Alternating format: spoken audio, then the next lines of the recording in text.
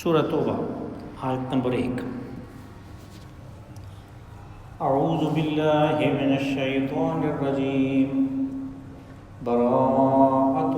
من اللہ ورسولہ الی الذین عاہدتم من المشرکین فسیحوا فی الارض اربعۃ اشہر واعلموا انکم غیر معجز اللہ وان اللہ مخزی الکافرین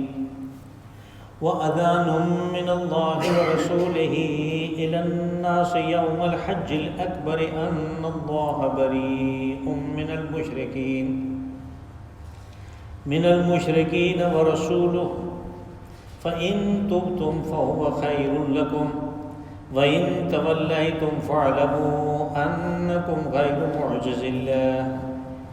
وَبَشِّرِ الَّذِينَ كَفَرُوا بِعَذَابٍ أَلِيمٍ إِلَّا الَّذِينَ عَاهَدتُّم مِّنَ الْمُشْرِكِينَ ثُمَّ لَمْ يَنقُصُوكُمْ شَيْئًا وَلَمْ يُظَاهِرُوا عَلَيْكُمْ أَحَدًا فَأَتِمُّوا إِلَيْهِمْ عَهْدَهُمْ إِلَى مُدَّتِهِمْ إِنَّ اللَّهَ يُحِبُّ الْمُتَّقِينَ۔ صدق اللہ العظیم۔ براءۃ من اللہ ورسولہ الی الذین عاہدتم من المشرکین، معاہدوں سے دستبرداری کا اعلان ہے اللہ اور اس کے رسول کی طرف سے ان لوگوں کے لیے جن سے آپ نے عہد و پیمان کیا مشرکین میں سے۔ فسیحوا فی الارض اربعۃ اشہر واعلموا انکم غیر معجز اللہ، پس اب 4 مہینے کی مدت ہے، اس میں تم چل پھر لو زمین میں، یہ بات جانتے ہوئے کہ تم اللہ کی گرفت سے نکل نہیں سکتے۔ وَأَنَّ اللَّهَ مُخْزِي الْكَافِرِينَ، اور یہ کہ اللہ کافروں کو رسوا کر کے چھوڑے گا۔ وَأَذَانٌ مِّنَ اللَّهِ وَرَسُولِهِ إِلَى النَّاسِ يَوْمَ الْحَجِّ الْأَكْبَرِ أَنَّ اللَّهَ بَرِيءٌ مِّنَ الْمُشْرِكِينَ وَرَسُولُهُ، اور یہ اعلان عام ہے اللہ اور اس کے رسول کی طرف سے ان تمام لوگوں کے لیے، اور یہ منادی حج والے دن کر دی جائے کہ اللہ دستبردار ہو گیا اپنی ذمہ داری سے مشرکین سے، اور اس کا رسول بھی دستبردار ہوا۔ فَإِن تُبْتُمْ فَهُوَ خَيْرٌ لَكُمْ، پس اگر تم توبہ کر لو تو تمہارے حق میں یہ بہتر ہے۔ وَإِن تَوَلَّيْتُمْ فَاعْلَمُوا أَنَّكُمْ غَيْرُ مُعْجِزِ اللَّهِ، اور اگر تم روگردانی کرو گے تو یہ بات جان لو کہ تم اللہ کی گرفت سے نکل نہیں سکتے۔ وَبَشِّرِ الَّذِينَ كَفَرُوا بِعَذَابٍ أَلِيمٍ، اور کافروں کو پھر ایک دردناک عذاب کی خبر بھی دے دو۔ إِلَّا الَّذِينَ عَاهَدتُّم مِّنَ الْمُشْرِكِينَ ثُمَّ لَمْ يَنقُصُوكُمْ شَيْئًا، ہاں اس سے استثناء حاصل ہوگا ان مشرکین کو جن سے آپ نے عہد و پیمان کیا اور انہوں نے اس معاہدے کی کسی بھی بات کو، کسی بھی شرط کو توڑا نہیں ہے۔ وَلَمْ يُظَاهِرُوا عَلَيْكُمْ أَحَدًا، اور تمہارے خلاف کسی دوسرے کی بھی مدد نہیں کی۔ فَأَتِمُّوا إِلَيْهِمْ عَهْدَهُمْ إِلَى مُدَّتِهِمْ، پس ان سے جو وقت مقررہ تک عہد و پیمان ہے اس کو پورا کرو۔ ان اللہ یحب المتقین، اللہ تقوی والوں کو پسند کرتا ہے۔ یہاں سے ایک نئی سورت شروع ہوتی ہے، سورۃ توبہ، اور اس کا نام برات بھی ہے۔ آپ نے دیکھا کہ مصحف شریف میں اس سے پہلے بسم اللہ الرحمن الرحیم لکھا ہوا بھی نہیں اور میں نے پڑھا بھی نہیں۔ ہمارے مفسرین نے اس کی مختلف توجیحات کی ہیں، جن میں سے ایک بات جو عام طور پہ اور سادہ سے الفاظ میں سمجھ آ جاتی ہے وہ یہ ہے کہ پچھلی سورت جو سورہ انفال تھی اس میں ایک خاص کام کی تیاری کا حکم تھا، اور وہ کام ہے جہاد، اور اس کے لیے جو تنظیم چاہیے، اس کے لیے جو نظم و ضبط چاہیے، وہ کیسے حاصل ہوگا اس کے اصول بیان کیے۔ اب اس سورہ مبارکہ میں وہ تنظیم اور وہ نظم و ضبط حاصل ہونے کے بعد اور اس تیاری کے بعد کرنا کیا ہے، اقدام کیا کرنا ہے، اس کا اعلان ہے۔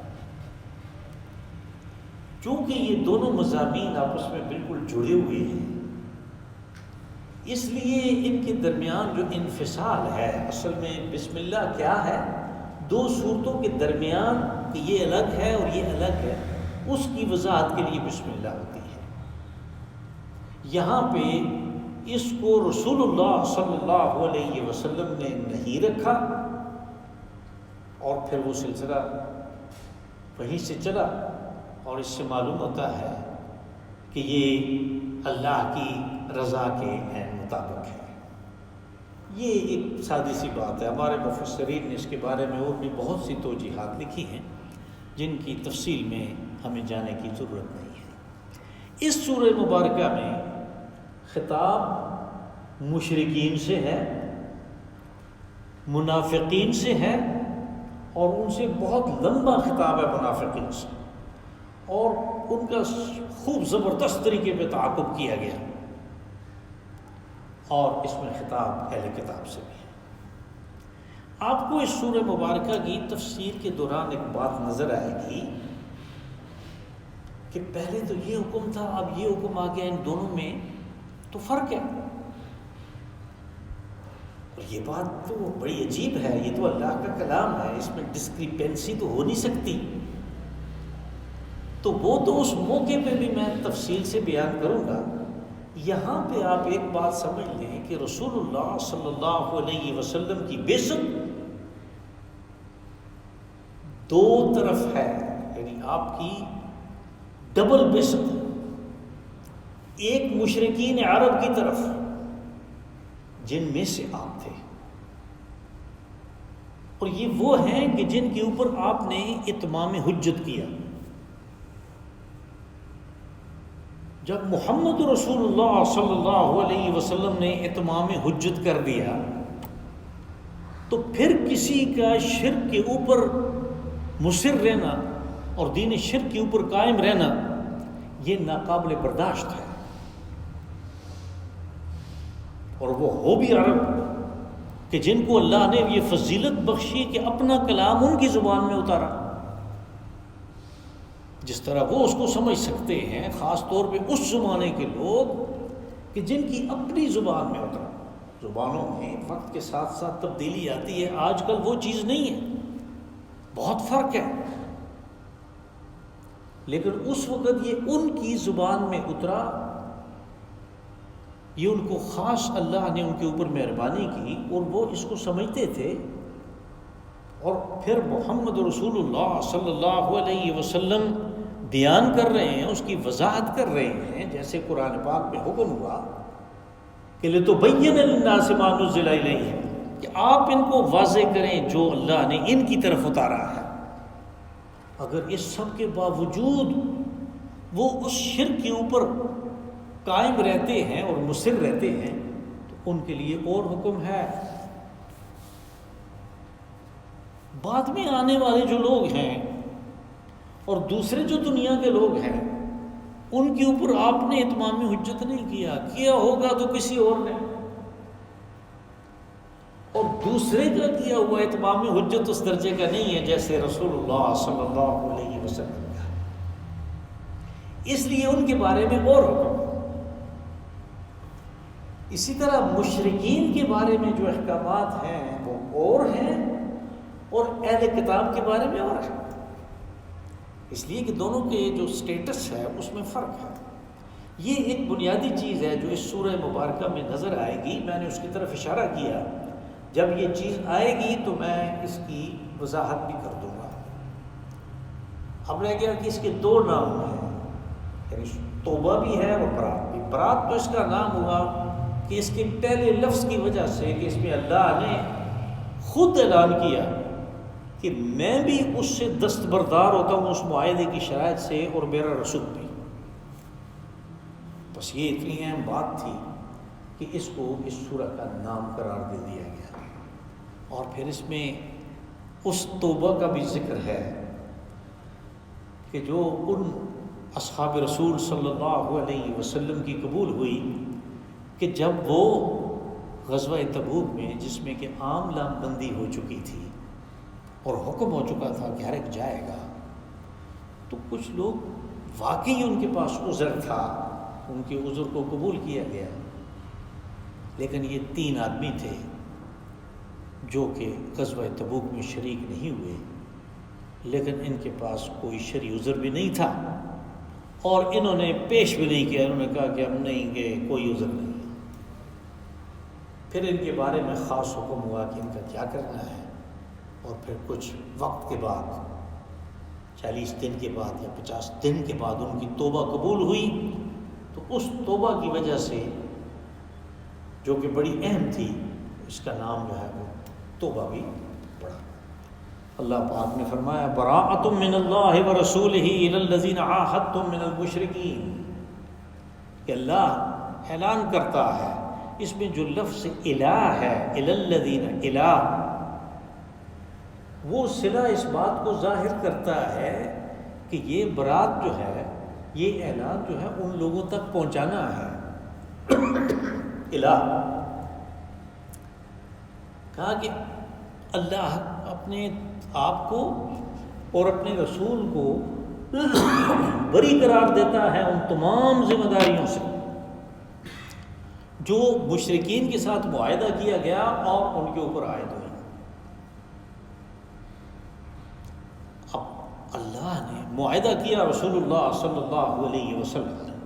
آپ نے معاہدے کیے مدینہ منورہ میں آنے کے بعد مختلف قبائل سے، اور ان میں مختلف شرطیں تھیں۔ کوئی ایسے تھے کہ ان میں میعاد کا تذکرہ نہیں ہے، اکثر ایسے تھے کہ ان میں میعاد کا تذکرہ ہے۔ اگر کسی کے ساتھ عدم جارحیت کا معاہدہ کیا تو اس میں آپ نے باقاعدہ وقت لکھ دیا کہ یہ معاہدہ 10 سال کے لیے ہے، یہ معاہدہ 8 سال کے لیے ہے۔ مشرکین مکہ سے حدیبیہ میں معاہدہ ہوا 10 سال کے لیے ہوا۔ یہاں پہ ان تمام معاہدوں کا تذکرہ ہے کہ جو مشرکین کے ساتھ ہوئے، اور مشرکین اس بات کو جانتے تھے کہ جب قرآن پاک میں یہ لفظ بطور علم آتا ہے تو اس سے مراد کون ہے؟ اس سے مراد مشرکین عرب ہیں، حضرت اسماعیل علیہ السلام کی اولاد ہے۔ اب اللہ نے اپنی طرف سے اعلان کیا، معاہدہ تو رسول صلی اللہ علیہ وسلم نے کیا تھا، اللہ نے کہا میں بھی اس کی جو ذمہ داری ہے اس سے دستبردار ہوتا ہوں، اپنے رسول کو بھی دستبردار قرار دیتا ہوں۔ لیکن لفظ اس میں ہے عاہدتم، کہ معاہدہ کیا سارے مسلمانوں نے۔ اصحاب رسول صلی اللہ علیہ وسلم معاہدے میں موجود ہوتے تھے، موجود ہونا اس بات کی دلیل ہے کہ وہ اس معاہدے کی شرائط کے پابند ہیں۔ اب یہ معاملہ ان کے اوپر چھوڑ دیا گیا، کہا اللہ اور اس کا رسول تو بیزار ہو گیا، اس نے تو برات کا اعلان کر دیا، اس نے دستبرداری کا اعلان کر دیا، اب تمہاری اپنی مرضی ہے، تمہارے رشتہ داری ہے، تمہارے کاروبار ہیں ان کے ساتھ منسلک، تو اب تم اللہ کے اور رسول کی طرف آتے ہو یا اپنی رشتہ داری اور کاروبار وغیرہ اور دوستی یاری کو نبھاتے ہو؟ یہ تمہارا اپنا کام ہے، اپنے بارے میں سوچنا تمہارا اپنا کام ہے۔ اللہ کا یہ کام تھا، اس نے اپنے آپ کو رسول کو بری قرار دے دیا اور مسلمانوں کے لیے آزاد چھوڑ دیا کہ تم اپنا فیصلہ خود کرو، کہ تم نے بھی ان سے دستبرداری کا اعلان کرنا ہے، دستبردار ہونا ہے یا نہیں ہونا، یہ تمہارا اپنا کام ہے۔ فَسِيحُوا فِي الْأَرْضِ أَرْبَعَةَ أَشْهُرٍ وَاعْلَمُوا أَنَّكُمْ غَيْرُ مُعْجِزِ اللَّهِ، کہ اب تمہارے پاس 4 مہینے کی میعاد ہے، یعنی یک لخت اس چیز کو ختم نہیں کیا گیا، معاہدے کو، کسی کے ساتھ بھی کیے ہوئے معاہدے کو، ان کو 4 مہینے کی مدت دی گئی۔ کہا یہ 4 مہینے تمہارے پاس ہیں، کیوں ہیں؟ سوچنے کے لیے، اس لیے کہ اب جب یہ صورتحال آ رہی ہے تو سیاسی اور عسکری حالات تبدیل ہو چکے ہیں عرب کے، اور وہ یہ کہ قوت جو ہے وہ رسول اللہ صلی اللہ علیہ وسلم کی، اور اس قوت کے سامنے انہوں نے سرنڈر کرنا ہی کرنا ہے، جبکہ پہلے یہ بات نہیں تھی۔ اب ان کو موقع دیا جا رہا ہے کہ تم 4 مہینے چل پھر کے اچھی طرح دیکھ سن کے سوچ لو اپنے لیے کہ تم اپنا مستقبل کیا بناتے ہو، اور اگر تم اس شرک پہ رہے تو پھر تمہارے لیے یہ ہے کہ یہاں سے نکلو، اور ان کی گرفت میں آنے سے پہلے نکل جاؤ، نہیں تو ان کو یہ حکم ہو رہا ہے کہ جہاں بھی ملے جیسے بھی ملے ان کی گھات میں بیٹھو، ان کو پکڑو اور مارو، ان کو قتل کرو۔ کہا یہ اب 4 مہینے تمہارے پاس ہیں کہ اپنے بارے میں سوچیں، قرآن پاک تمہارے پاس پہنچ چکا، مختلف آیات پہنچ چکی، رسول علیہ الصلاۃ والسلام کی جو تعلیمات ہیں اس کا بیشتر حصہ تمہارے پاس پہنچ چکا، لوگوں کے ایمان لانے کی کیفیت، اور پھر جیسے ترقی ہوئی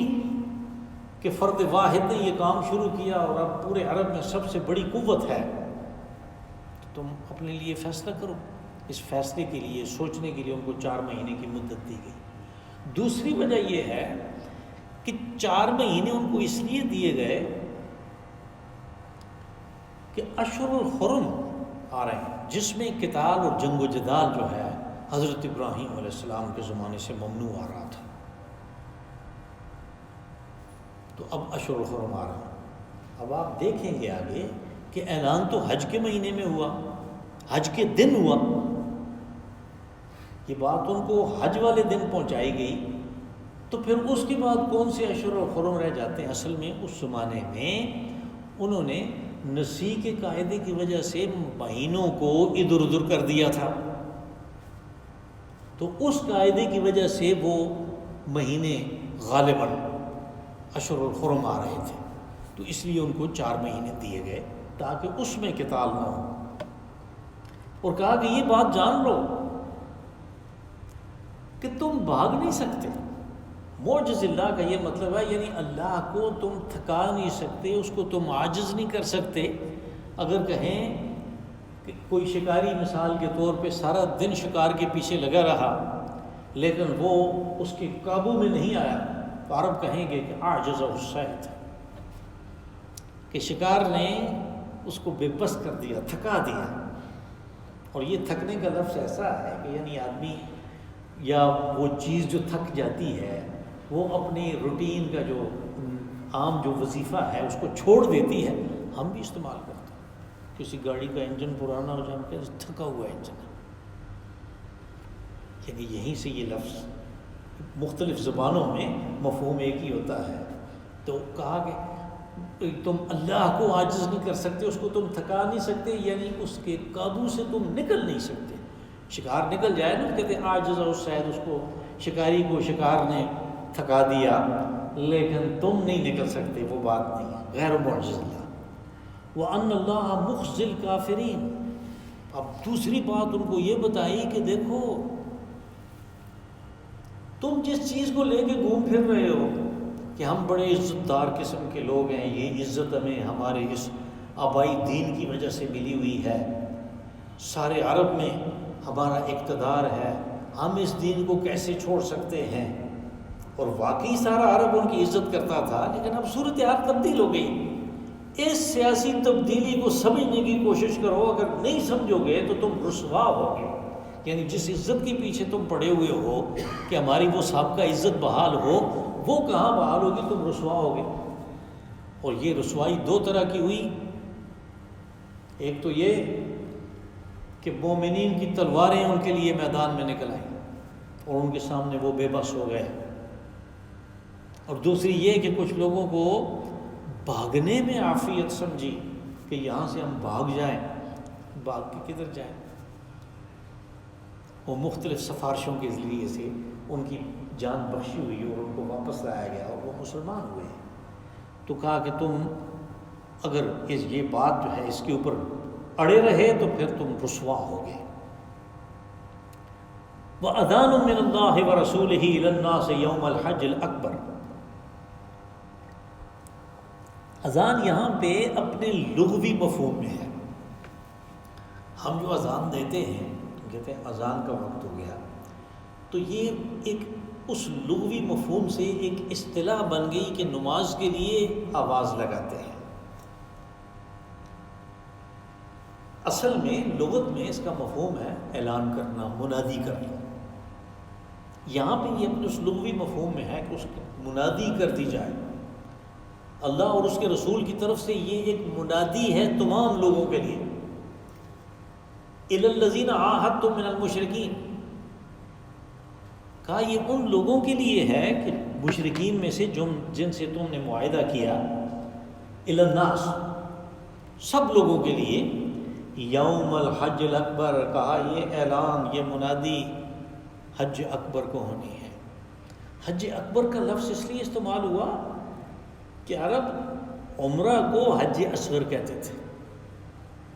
اور عمرے کی ساری رسومات جب ان خاص دنوں میں کی جاتی ہیں اور کچھ اضافی، جیسے منا کا قیام ہے، جیسے عرفہ کا قیام ہے، جیسے ایک خاص طواف ہے جو فرض رکن ہے، وہ کر دیا جائے تو وہ حج اکبر ہے۔ کچھ لوگوں کو اس بات سے غلط فہمی ہوئی کہ اس دن اتفاق سے جمعہ کا دن پڑ رہا تھا، تو انہوں نے کہا شاید جمعے کے حج کو حج اکبر کہتے ہیں۔ یہ بات نہیں ہے۔ حج کے فضائل جو ہیں وہ حج کے دن کے فضائل ہیں، وہ حج کے فضائل ہیں، اس میں سے کسی خاص دن کے نہیں ہیں۔ اس لیے یہ سمجھنا کہ جمعے کا دن پڑ گیا اس لیے مجھے 70 حجوں کا ثواب ہو گیا، یہ بات غلط ہوگی اور یہ انصاف کے خلاف ہوگا۔ تو حج اکبر وہ ہوتا ہے جس کو ہم حج کہتے ہیں، اور حج اصغر وہ ہوتا ہے جس کو ہم عمرہ کہتے ہیں۔ کہ اس دن، اس لیے کہ عرب اس دن سب سے بڑا اجتماع عرب میں اسی وقت ہوتا تھا، اور آج بھی، یعنی اس سال کو چھوڑ کے کہ خاص اس پینڈیمک کی وجہ سے بڑا اجتماع نہیں ہوا، اب بھی یہ ہے کہ دنیا میں سب سے بڑا اجتماع وہی ہوتا ہے۔ اس سال کو چھوڑ کے ہمیشہ یہی ہوتا ہے۔ اس وقت بھی یہی صورتحال تھی، یعنی وہ وقت دیکھیں، رسول اللہ صلی اللہ علیہ وسلم نے جب حج کیا تو جو تخمینہ تھا کہ وہاں پہ لوگ 1,24,000 یا اس کے موافق تعداد تھی، کم و بیش ہو سکتی ہے، اس لیے کہ ان کو باقاعدہ شمار تو نہیں کیا گیا، لیکن لوگوں نے جو اندازہ لگایا اور مختلف سیرت کے واقعات میں جو بیان ہوا وہ 1,25,000 1,24,000 یعنی 1,25,000 لوگ تھے اس زمانے میں۔ آبادیاں کتنی تھیں؟ تو اس وقت بھی سب سے بڑا اجتماع ہوتا تھا، تو اس لیے اس سب سے بڑے اجتماع میں جو بات ہوتی تھی وہ تقریباً سارے عرب میں جب وہ لوگ واپس جاتے تھے تو وہ پھیل جاتی تھی۔ کہا اس وقت وہاں پہ منادی کر دی جائے، اور وہ منادی اس طرح ہوئی کہ 8 ہجری میں جب مکہ فتح ہوا تو رسول اللہ صلی اللہ علیہ وسلم فتح مکہ کے بعد فارغ نہیں تھے، اس لیے کہ طائف والوں نے کہہ دیا کہ یہ قریش بھی عجیب و غریب بزدل قسم کے لوگ نکلے، ہتھیار ڈال دیے، اور انہوں نے کہا کہ ہم ان مسلمانوں کو نہیں چھوڑیں گے، اور انہوں نے باقاعدہ تیاری شروع کر دی۔ مالک بن عوف کو بلا لیا، ایک پرانا بوڑھا جرنیل تھا، اس کو بلا لیا، اور اس علاقے میں تو آبادی زیادہ ہوتی تھی، یہ ٹھنڈے علاقے ہیں، طائف سے پیچھے ابا تک تقریباً 500 کلومیٹر ہے، اور اس میں جنگلات ہیں، اور اس میں اچھے پرانے راستے ہیں، اور اس میں باغات ہیں، تو وہاں پہ آبادیاں تھیں۔ ان قبائل کو، تہامہ کے سارے قبائل کو بھی اکٹھا کرنا شروع کر دیا۔ یہ خبریں جب پہنچی تو رسول اللہ صلی اللہ علیہ وسلم نے فرمایا کہ ہم یہاں بیٹھ کے ان کا انتظار نہیں کرتے، ہم جائیں گے، ہم دیکھیں گے ان کو وہاں پہ طائف میں دیکھیں گے۔ اور آپ تو 10,000 کا لشکر لے کے آئے تھے مدینہ منورہ، 2,000 طلقاء، یعنی مکہ کے وہ لوگ جو فتح مکہ پہ مسلمان ہوئے ان کو طلقاء کہتے تھے اس وقت، یعنی جن کو چھوڑ دیا گیا، معاف کر دیا گیا، وہ مسلمان ہو گئے، وہ بھی شامل ہو گئے ساتھ۔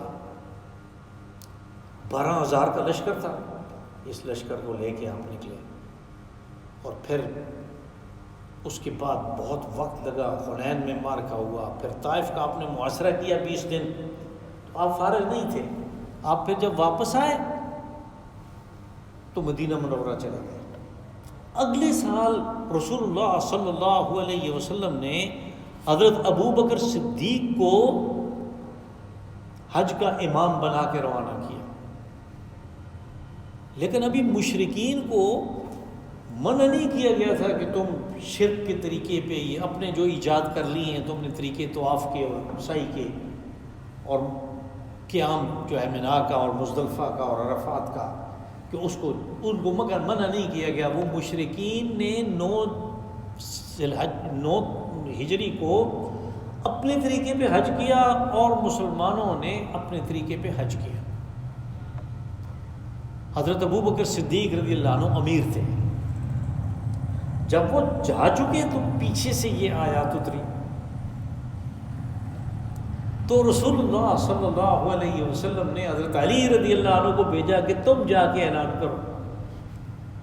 اس کی ایک وجہ اور بھی ہے کہ عرب میں یہ دستور تھا کہ اگر کوئی اہم اعلان کسی شخص نے کرنا ہے اپنی طرف سے یا اپنے قبیلے کی طرف سے، تو وہ یا خود کرے گا یا اپنے کسی بہت قریبی عزیز کو بھیجے گا۔ حضرت ابو بکر صدیق رضی اللہ عنہ عرب کے نزدیک آپ کے قرابت داروں میں نہیں تھے، وہ بنی تمیم میں سے تھے، بنی تیم سے تھے، اور آپ بنی ہاشم تھے۔ تو اس لیے اپنے چچا زاد بھائی حضرت علی کو بھیجا پیچھے سے، اور پھر حضرت علی نے جا کے یہ اعلان جو ہے، یہ منادی جو ہے، یہ حج والے دن کی، اور لوگوں کو کہا کہ تمہارے پاس 4 مہینے ہیں، اور انہوں نے اطمینان سے اس منادی کو سنا۔ جو مشرکین حج کر رہے تھے انہوں نے اطمینان سے سنا، اور یہ اعلان یہ تھا کہ ان اللہ بریء من المشرکین ورسولہ، یہ کہ اللہ نے مشرکین سے اپنے معاہدوں کی دستبرداری کا، ان کی ذمہ داری کو پورا کرنے کا سے دستبرداری کا اعلان کر دیا، اور اللہ کا رسول بھی اس چیز میں شریک ہے۔ یہ جو آپ تھوڑا سا فرق دیکھتے ہیں کہ بالکل پہلی لائن میں رسول ہی ہے، اور یہاں پہ آ کے ہو گیا رسولہ، یہ فقرے کی ساخت کی وجہ سے ہے۔ وہاں پہ اگر رسولوں کہیں تو اس کا مفہوم یہ ہوگا کہ اللہ تو بیزار ہو گیا رسول سے بھی اور مشرکین سے بھی، یعنی وہ اس میں مشرکین بھی شامل ہو جائیں گے، نعوذ باللہ۔ اور یہاں پہ اگر وہ کہیں تو پھر اسی طرح معنی الٹ ہو جاتا ہے۔ تو یہ دونوں فکروں کی الگ الگ ساخت ہے، اور یہ یعنی لغت کی بحث ہے، اس لیے اس میں نہیں جاتا کہ آپ لوگوں نے اس چیز کا مطالعہ نہیں کیا، اس لیے ان دونوں میں فرق ہے۔ اور اگر کبھی بھی کسی جگہ اصل لفظ رسول ہی ہے یا رب ہی ہے، اور آپ اس کو الٹا پڑھ دیتے ہیں رسولہ یا ربہ، تو وہ مفہوم اس کا بالکل تبدیل ہو جاتا ہے۔ فَإِن تُبْتُمْ فَهُوَ خَيْرٌ لَكُمْ، اب اس میں یہ بات بھی تھی، یعنی ایک دھمکی ہے، اور ان کے لیے دھمکی کے ساتھ ساتھ ایک ترغیب اور تشویق بھی ہے کہ اگر تم توبہ کر دو تو یہ تمہارے لیے بہتر ہے۔ اس میں بہتر یہ ہے کہ جو بات کہی گئی کہ اللہ کافروں کو رسوا کرے گا، اس رسوائی سے بچ جاؤ۔ وہ رسوا کرے گا، تمہیں قتل ہونا پڑے گا، تمہیں ذلیل ہونا پڑے گا، اس ذلالت اور اس رسوائی سے تم بچ جاؤ گے۔ یہ نتیجہ نکلے گا توبہ کا۔ توبہ سے مراد یعنی تم اپنے موقف سے رجوع کر لو کہ ہم غلط تھے، تو یہ تمہارے حق میں بہتر ہے۔ وَإِن تَوَلَّيْتُمْ فَاعْلَمُوا أَنَّكُمْ غَيْرُ مُعْجِزِ اللَّهِ، اور کہا اگر تم روگردانی کرو گے تو اس کا مطلب تو جنگ ہے کہ اللہ نے تو دھمکی دے دی کہ تمہارے پاس صرف 4 مہینے، اور تم کہو گے 4 مہینے گزرتے ہیں تو دیکھ لیں گے تم کیا کرو گے۔ تو کہا کہ اس صورت میں تم اللہ کو شکست نہیں دے سکتے، اس کی گرفت سے نکل نہیں سکتے، اس کی پکڑ سے تم بچ نہیں سکتے، اس کو تم عاجز نہیں کر سکتے، اس کو تم تھکا نہیں سکتے۔ وَبَشِّرِ الَّذِينَ كَفَرُوا بِعَذَابٍ أَلِيمٍ، کہا جہاں پہ تو اس دنیا میں تو جو کرے گا وہ تمہارے ساتھ سو کرے گا، لیکن اس کے بعد بچت کوئی نہیں ہے، تمہیں دوزخ کا عذاب دیکھنا پڑے گا، اس لیے کہ عذاب علیم، دردناک عذاب صرف دوزخ کا ہے۔ إِلَّا الَّذِينَ عَاهَدتُّم مِّنَ الْمُشْرِكِينَ ثُمَّ لَمْ يَنقُصُوكُمْ شَيْئًا، اب اس میں استثناء جو ہے اس دھمکی میں ان لوگوں کو حاصل ہے کہ کہا جنہوں نے مشرکین میں سے عہد و پیمان کیا رسول اللہ صلی اللہ علیہ وسلم کے ساتھ، ثم لم ينقصوكم شيئا، پھر انہوں نے اس کی کسی شک کو، معاہدے کی کسی جز کو انہوں نے توڑا نہیں۔ اور پھر سیرت کے مطالعے سے پتہ چلتا ہے کہ ایک قبیلہ تھا بنی غمرہ، انہوں نے یہ شرط پوری کی۔ انہوں نے، حالانکہ یہ اس راستے کے اوپر واقع تھے جو مکہ سے تجارتی قافلے شام کو جاتے تھے، تو بنو غمرہ اس کے اوپر واقع تھے، اس لیے آتے جاتے ہوئے قریش کے قبائل ان کو کہتے تھے کہ تم کمزوروں کے ساتھ مل گئے ہو، یہ معاہدہ توڑو، ہم تمہارے ساتھ ہیں۔ تو وہ بنو غمرہ کے سردار نے کہا کہ نہیں، ہم نے یہ کر لیا ہے، ہم اس کے اوپر کاربند رہیں گے۔ پھر انہی کے علاقے میں جنگ بدر ہوئی، اور جنگ بدر سے پہلے قریش نے بڑی کوشش کی کہ ان لوگوں کو اپنے ساتھ میں لائیں، جنگ کے دوران کسی پانی کی ضرورت پڑے، جانوروں کے لیے چارے کی ضرورت پڑے، کچھ ہو تو کم از کم ان کی زمینوں میں ہمارے جانور تو جا سکیں۔ تو انہوں نے کہا نہیں، ہم نہ ان کی مدد کریں گے نہ آپ کی مدد کریں گے، تم جانو اور وہ جانو، ہمارا یہی معاہدہ ہے، ہم اس معاہدے کے اوپر رہیں گے۔ وہ ان کا سردار بڑا ٹھیک ٹھاک آدمی تھا۔ اب ایسے لوگوں کو کہ جن کے پاس مواقع تھے رسول اللہ صلی اللہ علیہ وسلم کی مخالفت کرنے کے اور انہوں نے نہیں کی، ان کو استثناء حاصل ہوا۔ کہا کہ انہوں نے توڑا نہیں، وَلَمْ يُظَاهِرُوا عَلَيْكُمْ أَحَدًا، اور تمہارے خلاف انہوں نے کسی کی مدد بھی نہیں کی۔ یعنی جیسے معاہدہ توڑ دیا، صلح حدیبیہ جو ہوئی تھی تو اس کے بعد اس میں یہ شرط تھی کہ اگر کوئی قبیلہ مدینہ والوں کے ساتھ معاہدہ کرتا ہے تو وہ معاہدے میں شریک سمجھا جائے گا، کوئی مشرکین کے ساتھ کرتا ہے وہ اس میں شریک سمجھا جائے گا۔ بنو بکر نے قریش کے ساتھ معاہدہ کر لیا تو وہ بھی صلح حدیبیہ میں ہو گئے قریش کی طرف سے۔ بنو خزاعہ نے مدینہ والوں کے ساتھ رسول اللہ صلی اللہ علیہ وسلم کے ساتھ معاہدہ کر لیا کہ ہم بھی اس صلح حدیبیہ کے معاہدے میں شریک ہوتے ہیں، وہ ان کے ساتھ ہو گئے۔ اور پھر کچھ عرصے کے بعد بنو خزاعہ کے لوگ طواف کر رہے تھے تو بنو بکر والوں نے آ کے حملہ کر دیا، ان کے درمیان پرانی دشمنی چل رہی تھی، انہوں نے حملہ کر دیا اور قریش نے تلواریں ڈنڈے سوٹے لے کر ان کی مدد کی بنو خزاعہ کو مارنے کے لیے۔ اور پھر بنو خزاعہ کا ایک آدمی جو بہت زبردست شاعر تھا، آپ اس نے جو قصیدہ پڑھا مدینہ منورہ جا کے مسجد نبوی میں، اس کو پڑھیں تو آدمی کے رونگٹے کھڑے ہو جاتے ہیں، کیسا شخص تھا، کس طرح اس نے بیان کیا کہ ہمارے ساتھ کیا ہوا۔ تو اس نے جا کے فریاد کی کہ ہم تو آپ کے حلیف تھے، ہمارے آدمیوں کو اس حالت میں مار دیا گیا کہ وہ طواف کر رہے تھے۔ تو رسول اللہ صلی اللہ علیہ وسلم نے فرمایا کہ تمہاری مدد ہوگی، اور پھر آپ نے تیاری کی اور اسی کے نتیجے میں معاہدہ ٹوٹا اور جنگ ہوئی۔ جنگ تو ہوئی ہی نہیں، انہوں نے ہتھیار ڈال دیے، مکہ فتح ہوا۔ کہا وَلَمْ يُظَاهِرُوا عَلَيْكُمْ أَحَدًا، تمہارے خلاف بھی کسی کی مدد نہیں کی۔ فَأَتِمُّوا إِلَيْهِمْ عَهْدَهُمْ إِلَى مُدَّتِهِمْ، کہا ان کے جو ساتھ تم نے عہد و پیمان کیا ہے اس میں 4 مہینے کی بات نہیں ہے، اس کی جو مدت ہے وقت مقرر اس تک اس کو پورا کریں۔ کہ بنو غمرہ کے ساتھ، بنو مدلج کے ساتھ مقرر مدت تک تھا، یہ الگ بات ہے کہ وہ اس مدت کے آنے سے پہلے ہی اکثریت ان کی مسلمان ہو گئی۔ ان اللہ یحب المتقین، یہاں پہ جن متقین کی بات ہے اور جس تقوی کی بات ہے یہ اجتماعی تقوی ہے، اس لیے کہ اب صورتحال یہ ہے کہ جو خطاب ہے وہ اجتماعیت سے ہے، جو خطاب ہے وہ تمام قوم سے ہے، تمام ملت سے ہے۔ تو اجتماعیت کا جو تقوی ہے،